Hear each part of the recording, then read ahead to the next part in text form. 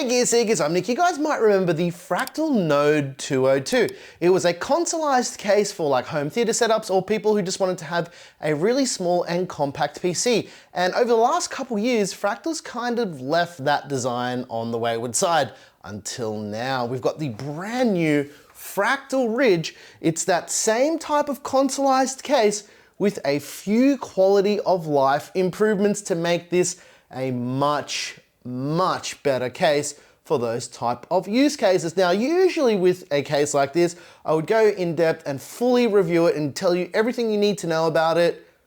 I'm kind of going to do that today because the idea I've got is I want to make our own home theater PC a little bit smaller because the size it is now, it's just a weird form factor, and I find myself pulling parts out of it and not putting stuff back in and, you know, just harvesting stuff every now and again. But I want to make that process easier at a later date if I need to swap the CPU out really quickly and stuff like that. We're going to transplant our current home theater PC into this and maybe, just maybe, get a couple upgrades along the way. Let's do a build thing.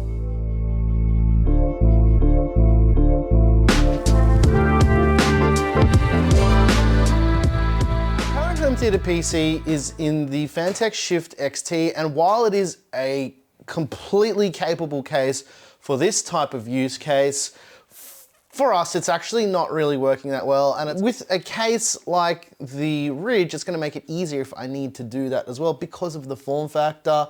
As well as that, I'm not sure I'm going to keep this GPU. We've got a 3070 Ti in here, and I think I've got the 12400 in here at the moment.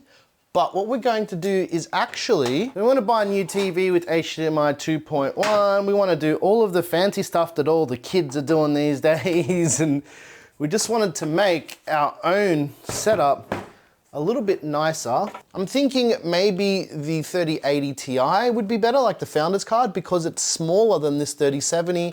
And you know, with these home theater PC types of cases, you do have a couple limitations here. So what I'm going to do is I'm going to air cool this as well. Let's whiz along to the future with the Gear Seekers time machine.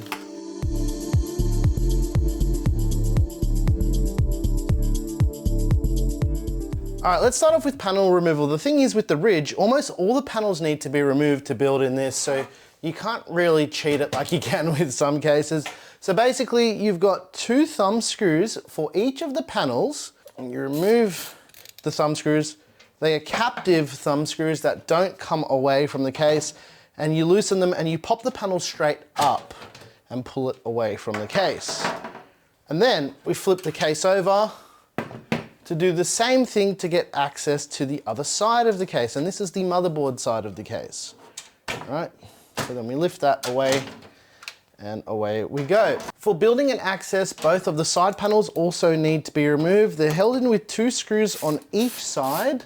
And once we've loosened the screws, we can then just pull the panel away. We'll then go ahead and do that on the other side of the case as well. We just pull that away once we've loosened those 4 screws, and away we go, ladies and gents. Lastly, we need to remove this bar here. Now this bar actually has the riser card on it that allows you to plug in your GPU, but you can't build with this in the case because this actually overlaps where the motherboard goes. The included riser card is PCIe Gen 4 and allows you obviously to plug your GPU in. The front panel of the Ridge can also be removed. It's a magnetic front panel, so you can just push it with your thumb and then remove the whole front panel quite easily and pull it away from the case. As for fan and radiator support, you can do up to a 280ml liquid cooler if you really want to. I would actually recommend not liquid cooling in this case, although it is possible. You do lose out on a few things. First of all, if you're looking to have this as a graphics powerhouse, you're limited by your GPU options quite a lot here if that's the path you choose to go down. Not only do you have those fan and radiator mounts, you actually have the ability to install 3 more 80mm fans on the edge of the case as well. You can use that as either intake or exhaust, but because we're not going to be doing that in this build, I may upgrade to this later. Yeah, we're not going to be testing that thermally because obviously we don't have the fans for it. In terms of SSD support, you've got these two 2.5-inch SSD mounts, and the way this works is essentially you just push the drives onto these pegs here and the drives will mount up. For motherboard support, you're looking at ITX boards only. Now, if you're air cooling like we are in this build here, you're looking at a maximum CPU air cooler height of 70 mils. Now, this cooler is exactly 70 mils. However, because of the board and the heatsink for the VRM, which is basically the whole I/O cover, it makes the cooler stick up a little bit, but I think it's only about a mil higher and we should just be able to push the panel on anyway. You know, we'll just make it kind of ghetto. It doesn't matter. For power supply support, you're looking at SFX and SFXL power supplies. Now, you actually do need to remove this power supply bracket, and I didn't show that because I didn't think it was that interesting. Basically, it's just 4 screws that hold in the power supply bracket, and a Bob's your uncle, and away you go. And most of everything that I'm covering in this video is in the user guide. Fractal has really good build guides in their user guides to assist people who've never built before, and if it's a brand new case, how everything works.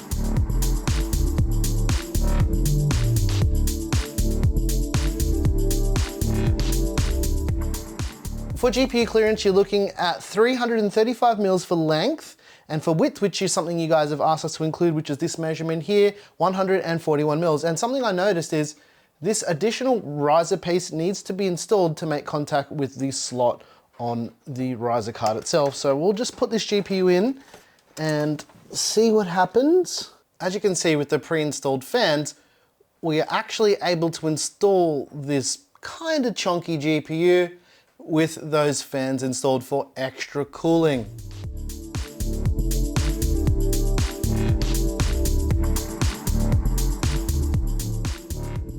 As you can see, after essentially finishing the whole build, because this is all we need to do to get the system up and running, the cable management kind of does itself. So it's got clever little paths for all of the cables to run. Under the cable bar, the PCIe power cables run that way, as well as it hiding the connector cables up on this end too. But as mentioned, we don't have much width of the card here. So if you are looking at using any of these new 40 series cards from what we've seen so far, given that this video is probably going to launch on the 4080 Founders Embargo, you're not going to be able to use those cards in here.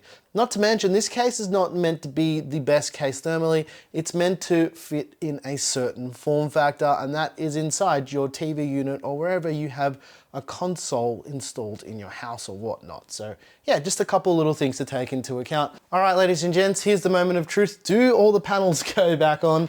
Let's find out. Start off with the magnetic front. Use the LTT screwdriver to whiz it all up. We do get asked what screwdriver we've been using lately, and it is the LTT Store, the Linus Tech Tip screwdriver. Thank you to Linus and Nick and the whole crew at LTT for sending over a stack of them. We've got a bunch of them now. I'm liking the red handled one for now, so that's what I'm gonna keep using. But yeah, shout outs to those amazing humans over there for hooking us up with these really, really good screwdrivers. That's why I've been using it. You know, while I'm doing this, I might as well mention that the reason for me using them is this. Look at the amount of back pressure. Absolutely nothing. It's beautiful. Okay. Now, we're not actually done yet with this build because there's one last thing that we do need to do.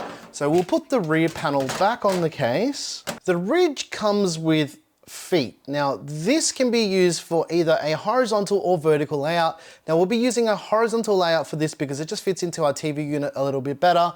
But you can also use this for a vertical mount, which essentially mounts to the case like this, so the case doesn't tip over. But because we need a bit of extra room, we're going to be mounting it to here. And this is actually the way that you're supposed to do it. So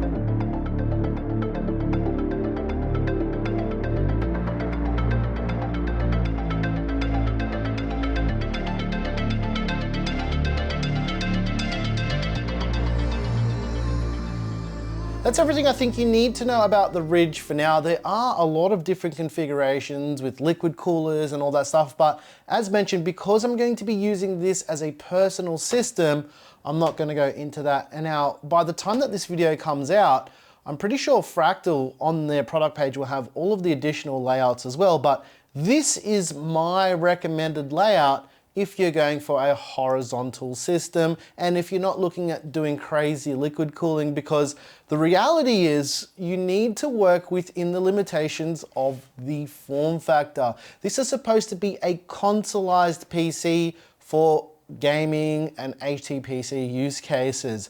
Now, although you can find short GPUs that will fit in here with a 240 or 280mm liquid cooler, I won't recommend that type of installation for something like this. With saying that, let's take a look and see what the thermals are like in the Fractal Ridge with this hardware, because for me personally, now that it's done, I also really want to know. So let's take a look. What you're seeing on your screen right now is the thermals are okay. They're not too bad. The CPU thermals are a little bit on the high side. This is a very good CPU cooler. Also take into account we're using the 65 watt variant of the i5, the 12400, so typically it does run cooler. We can undervolt this a little bit as well to make it run slightly cooler still. However, the GPU thermals are absolutely fantastic. With saying that as well, this GPU in any case or on an open air test bench also has very, very good thermals. The cooler for this GPU is quite over-engineered as it is. So yeah, the thermals aren't terrible. They're not the best ever, but when you're building for this particular small form factor, if that makes sense, there are quite a few sacrifices you have to make. But overall, I think the Fractal Ridge is a pretty nice case. I'll put a PCPartPicker list down below in the description so you guys can see most of the parts that are used in here. The parts are basically the same as the last time we did our HTPC build. The CPU is different, that's the only real change, went from the 12600K to the 12400. If you look carefully throughout the video, there are little cards that show the hardware at the time of me installing them, just to make it a little bit easier for you guys in case you're scrubbing through and you don't get to this part of the video.